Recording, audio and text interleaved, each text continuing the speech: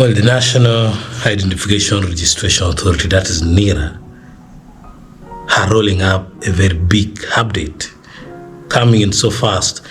NIRA is set to renew people's national ID, and it has just been delayed due to the financial year. So, what is coming up? One thing you need to know, in case you still don't know, NIRA boss, that is Chisembo, has issued a statement saying that they're introducing high-risk identification in the upcoming national ID feature. High-risk identification is a technology that uses your high risk, the part of the high called high risk, to recognize your identity. It scans and analyzes your high risk. So this is the development coming in. Chisembo said it is an alternative to those who don't have fingerprint or those who have lost access to their fingerprint. According to the reports coming in, it shows that around 1 million Ugandans don't have their access ready 5 years after registering their national ID. So they're saying this could be a good move. Yes, this is a good move because significant advantages are also there in terms of Irish technology. Like, it is more friendly, it can easily be avoidable from liveliness of just ordinary hackers and provide a suitable alternative. But in this video, we are also looking at the alternative. That is the other side of the story, that is the loophole. So these are the disadvantages of Irish technology, which is now being introduced by you. The first disadvantage is the privacy concern. Biometrics such as iris scan are very permanent and unique, and the risk that is highly involved is if accessed by unauthorized third parties, people are going to be in terrible problem because you cannot easily alter the data. If unauthorized third party like Anonymous one time hacked the system of Uganda manages to do it, then people are going to be in complete quagmire. The second one is data security risk. Just like I said before, once it has been hacked or stolen, the information in it cannot be reversed. The advantage is you cannot change, but disadvantage is when it is stolen, still you cannot change. So the disadvantage is the same as the advantage, but depends on the perspective that you would look at. Now I'm looking at this perspective that if the hacker takes the data, like I said earlier, of course NIRA would want to alter, but then they don't have any option. In fact, even if they collect a new one, it will still remain the same as the other one. That is another risk that it poses. Well, the third one that I'm looking at is surveillance and tracking.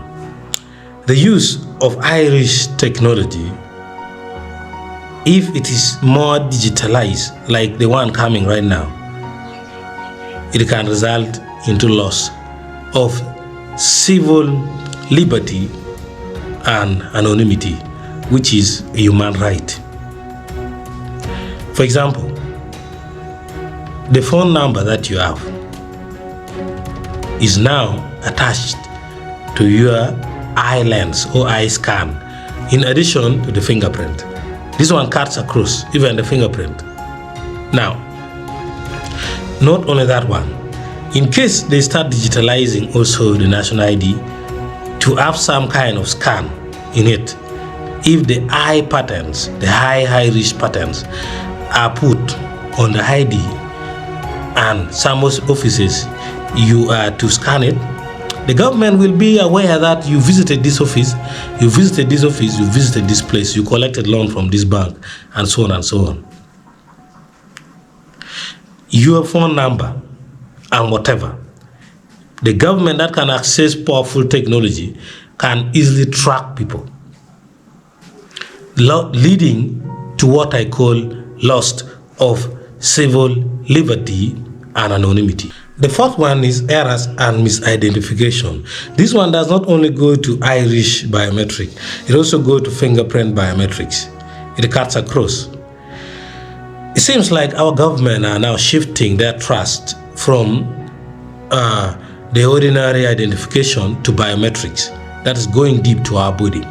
But then, these things have also errors and misidentification. They are prone to hit.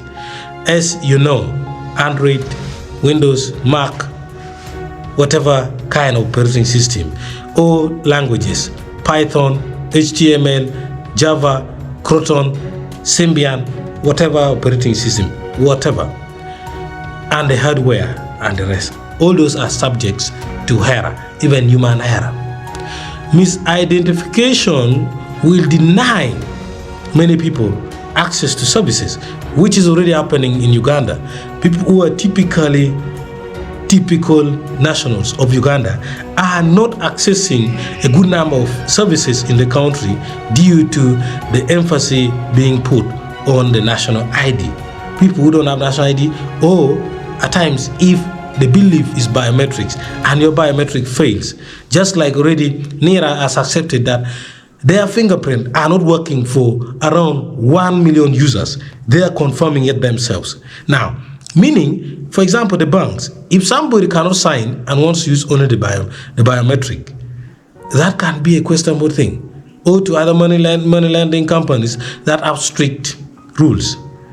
This is a concern that the government needs to consider, this negligible error, for it to be implemented well, to consider that, yes, there's a possibility that error can occur and lead to misidentification. And if misidentification happens, what if you get misidentified as somebody who had just committed a big offense? Exclusion and inequality. Not all people will have the same comfort to use biometrics identity. If I'm not comfortable using biometrics identity, why should it be emphasized on me? Not only that one, if I have disability in my eye, as well disability in the fingerprint, meaning there's a possibility that I'm going to be sidelined if priority goes to biometrics. So that one means I have been denied my right and also been excluded from the process of exercising what the government needs to do for me to be a happy citizen. So this leads to a very serious ethical concern. The ethical dilemma that comes with the use of biometrics is, if the individuals can agree and understand the terms and conditions of the use of their biometrics by the specific entity like NIRA. That is a big ethical dilemma that people needs to be addressed properly. I think we have not had enough questions to throw at the director of NIRA. That is shameful. I think he should come back to the press and needs to deliver more about this. And lastly, as I've been saying, over-dependence on technology can face vulnerabilities, because technologies are subject to vulnerabilities, and if it happens, a great number of people can easily be affected. One thing I would like to address is, first of all, this is not a post to oppose the government. Some people can easily misconceive those people who take fake feedbacks so that they get paid. And secondly, the technology does not cause cancer. Rumors have been going on online, on social media and everywhere. But one thing you need to know, this technology does not cause cancer. That is the information that I can tell you. Thank you so much. And if you're subscribed,